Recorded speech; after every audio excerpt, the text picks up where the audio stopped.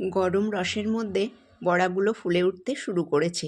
সব বড়াগুলো সুন্দরভাবে রসে ফুলে উঠেছে। আর কত সুন্দর নরম তুলতুলে হয়েছে, আর ভিতরটা কত সুন্দর হয়েছে, দেখেই খেতে ইচ্ছা করছে। এবার আপনারা দেখে নিন এই রেসিপিটা আমি কিভাবে বানিয়েছি। নমস্কার বন্ধুরা, রেসিপিটা বানানোর জন্য প্রথমে এখানে মিষ্টির একটা শিরা করে নেব। এর জন্য হাফ ডেকসি জল নিয়ে তাতে 250 গ্রাম খেজুরের গুড় দিয়ে দিয়েছি। এবার 50 গ্রাম চিনি দিয়ে দিলাম। তারপর দিয়ে দিলাম 2 পিস তেজপাতা আর 2টো ফাটানো এলাচ। এবার এটা গ্যাসে বসিয়ে গরম করব। গ্যাস অন করে ডেকসিটা বসিয়ে দিয়েছি। এবার হাতা দিয়ে এইভাবে বেশ কিছু সময় নেড়ে চিনি আর গুড়টা গালিয়ে নেব। তারপর এটাকে 6 থেকে 7 মিনিট মতন ফুটিয়ে নেব। রসটা ফুটে উঠলে যদি এর মধ্যে কোনো ময়লা থেকে থাকে তাহলে এটা ছেঁকে নিতে হবে। দেখুন রসটা খুব সুন্দরভাবে ফুটে উঠেছে। আর এটা খুব বেশি মিষ্টি দিলে হবে না, একটু পাতলা রেখে করতে হবে আর হালকা মিষ্টি ভাব হতে হবে। এর মধ্যে আমি আরও 50 গ্রাম চিনি দিয়ে দিয়েছি। রসটা আমার সম্পূর্ণ হয়ে গেছে। এবার এটা ঢেকে রেখে দেব। গ্যাসের ফ্লেমটা আমি বন্ধ করে দিলাম। এটা যাতে ঠান্ডা না হয়ে যায় তার জন্য ঢেকে দিলাম। এবার এখানে এরকম একটা ছোট বাটির 1 বাটি বিউলির ডাল নিয়েছি।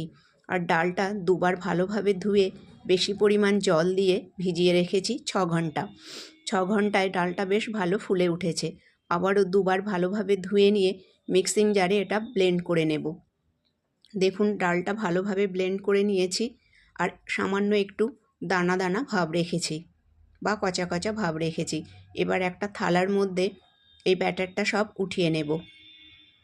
ব্যাটারটা সব নিয়ে নিয়েছি। এবার এর মধ্যে দিয়ে দিচ্ছি হাফ চা চামচ কালো জিরে, আর দিয়ে দেব সামান্য একটু লবণ। লবণ এর মধ্যে অবশ্যই দিতে হবে, তা না হলে রেসিপিটা খেতে একদমই ভালো লাগবে না।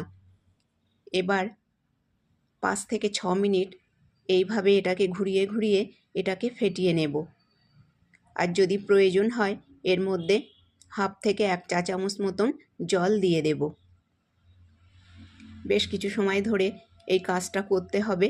আর এই রসবড়া বানানোর জন্য এই ডালটা ফেটিয়ে নেওয়াটা সবথেকে গুরুত্বপূর্ণ। এই ডালটা ভালোভাবে ফেটানো না হলে বড়াটা ভালো ফুলবে না। দেখুন এটা 6 মিনিট মতন হয়ে গেছে আর একদমই শোলার মতন হয়েছে।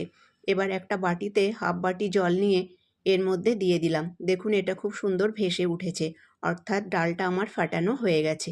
এবার এটা দিয়ে রেসিপিটা বানাবো। গ্যাসে একটা কড়া বসিয়ে দিয়েছি আর দিয়েছি বেশ কিছুটা পরিমাণ রিফাইন্ড তেল। তেলটা গরম হয়ে গেছে। আবারও ব্যাটারটা একটু ঘুরিয়ে নিয়ে 2 হাতের বা 2 আঙুলের ফাঁক দিয়ে এইভাবে চেপে চেপে এই গরম তেলের মধ্যে এইভাবে বড়ার আকারে দিয়ে দেব। গ্যাসের ফ্লেমটা একটু স্লো করে রেখেছি। বন্ধুরা আরও একরকমভাবে আমি দেখিয়ে দিচ্ছি। দেখুন বাটিতে জল নিয়েছি আর হাতটা একটু ভিজিয়ে নিয়েছি। এবার অল্প একটু এই ডাল নিয়ে বা ব্যাটারটা নিয়ে এইভাবে অল্প অল্প করে এর মধ্যে দিয়ে দেব। এই জল লাগানোর ফলে ডালটা হাত থেকে খুব ভালোভাবে ছাড়িয়ে আসবে। দেখুন আমি এখানে একটু বড় বড় করে করছি, আপনারা চাইলে এর থেকে একটু ছোটও করতে পারেন। এইভাবে গ্যাসের ফ্লেমটা মিডিয়াম টু হাইতে রেখে এই বড়াগুলো সব ভেজে নেব। আরও বেশ কিছু বড়া দিয়ে দিয়েছি আর কয়েকটা বড়া আপনা আপনি উল্টে গেছে। এবার একটা ঝাঁঝরি হাতা দিয়ে বড়াগুলো এইভাবে উল্টে দেব। এইভাবে উল্টে পাল্টে বড়াগুলো বেশ কিছু সময় ধরে ভেজে নেব। বেশ কিছু সময় হয়েছে, বড়াগুলো একটু সোনালি কালার হয়ে গেছে। এরকম সময় এগুলো নামিয়ে নিয়ে রসের মধ্যে দিলে কালারটা একদম হালকা হয়ে যাবে। সেই জন্য আরও একটু ডিপ করে ঘুরিয়ে ঘুরিয়ে এগুলো ভেজে নেব। দেখুন বড়াগুলো আরও একটু ডিপ করে ভেজে নিয়েছি। এবার এই বড়াগুলো উঠিয়ে নেব। একটা পাত্রে বড়াগুলো সব উঠিয়ে নিয়ে তারপর রসের মধ্যে দেব। দেখুন রসটা ঢেকে রেখেছি, রসটা গরমই আছে। এবার সব বড়াগুলো এই রসের মধ্যে দিয়ে রসটা আবারও ঢেকে দেব। প্রয়োজনে একটু একটা চামচ দিয়ে এইভাবে নেড়ে দিতে পারেন। রসটা আবার ঢেকে দিলাম। একই রকমভাবে আবারও বড়াগুলো ভেজে নেব।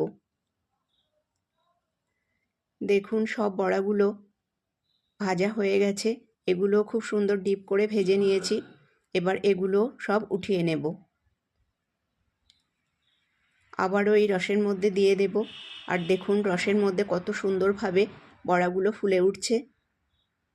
এইভাবে বন্ধুরা 2 ঘন্টা মতন এই গরম রসের মধ্যে সব বড়াগুলো দিয়ে ভিজিয়ে রেখে দেব। এই 2 ঘন্টার মধ্যে এই বড়াগুলো রস সোপ করে খুব সুন্দরভাবে ফুলে উঠবে। আবারও এটা ঢেকে দিলাম। 2 ঘন্টা পর ফিরে এসে দেখাবো। ফিরে এলাম 2 ঘন্টা পর। দেখুন 2 ঘন্টায় কত সুন্দরভাবে ফুলে উঠেছে বড়াগুলো। রসটা যদি ঠান্ডা হয়ে যায় তাহলে অল্প একটু গরম করে নিতে হবে। বড়াগুলো যখন দিতে হবে ভেজে তখন দেখতে হবে রসটা যেন একটু গরম থাকে। এবার দেখাচ্ছি বড়াগুলো দেখুন কত সুন্দর হয়েছে। আর উপর নিচের সবগুলোই খুব সুন্দর হয়েছে। সুন্দরভাবে বড়াগুলো ফুলে উঠেছে। বন্ধুরা আমার আজকের এই রেসিপিটা যদি আপনাদের ভালো লেগে থাকে তাহলে লাইক, শেয়ার এবং চ্যানেলটাকে সাবস্ক্রাইব করে পাশে থাকবার অনুরোধ রইল। ভিডিওটা দেখবার জন্য আপনাদেরকে অসংখ্য ধন্যবাদ।